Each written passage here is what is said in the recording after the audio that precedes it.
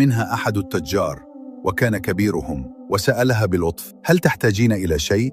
امتلأت عيناها بالدموع وقالت بصوت متكسر: لا أملك ما أطعم به طفلي، ولا ما أعالجه به، ولا أستطيع شراء شيء. نظر إلى الطفل في حضنها، فلما رأى حاله رق قلبه، فأخرج قطعة خبز وحاول أن يطعمه، لكن الصغير كان أضعف من أن يأكل. غرق الرجل في التفكير للحظات، ثم قال بهدوء: لا يمكنك الاستمرار هكذا، ابنك لن يعيش طويلا في هذه الحال. كادت كلماته أن توقف قلبها، لكنه تابع: لدي عرض، إن أردت أعطيني ابنك، سأعالجه وأطعمه وأمنحه حياة أفضل، وسأعطيك مالا يعينك على تدبير أمورك. اشتعل الألم في صدرها وقالت: أعطيك ابني؟ كيف يمكن ذلك؟ لكنها عادت تنظر إلى طفلها، إلى أنفاسه الضعيفة ووجهه الشاحب، فشعرت أن قلبها يتمزق والحقيقة تقف أمامها بلا رحمة. إن بقي معها ربما لن يعيش. وانهمرت دموعها بلا توقف. عاد الرجل يقول: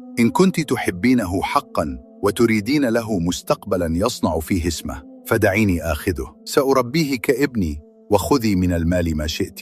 ضمت الأم طفلها بقوة وقالت: لا أستطيع أن أعطيه بأي ثمن، هو سندي الوحيد، أقبل الموت ولا أقبل فراقه. لكن الرجل قال بهدوء: فكري جيدا، إن بقي معك فلن يكون أكثر من صياد بسيط، أما إن جاء معي فسأجعله رجلا تفتخرين به يوما. ساد الصمت، وتحول صوتها إلى همس خافت بين نداء الأمومة وحلم راحة طفلها. نظرت إليه فرأت في وجهه صدقا ورحمة، وكأنه حقا يريد الخير لابنها. شعرت أنه رجل طيب يخاف الله.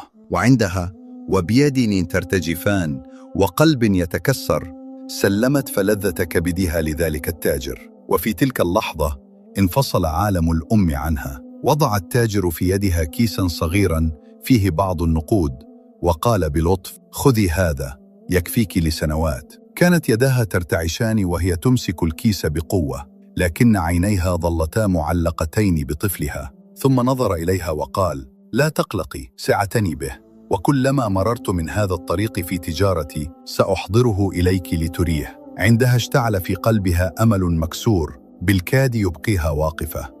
أخذ التاجر الطفل واتجه به نحو السفينة ببطء، وبدأ الناس يجمعون أغراضهم ويصعدون. وما هي إلا لحظات حتى تحركت السفينة تشق أمواج البحر مبتعدة. بقيت الأم في مكانها والدموع في عينيها تراقب ابنها وهو يرحل حتى غاب عن نظرها تماما. جلست على الأرض بهدوء، ومر اليوم كله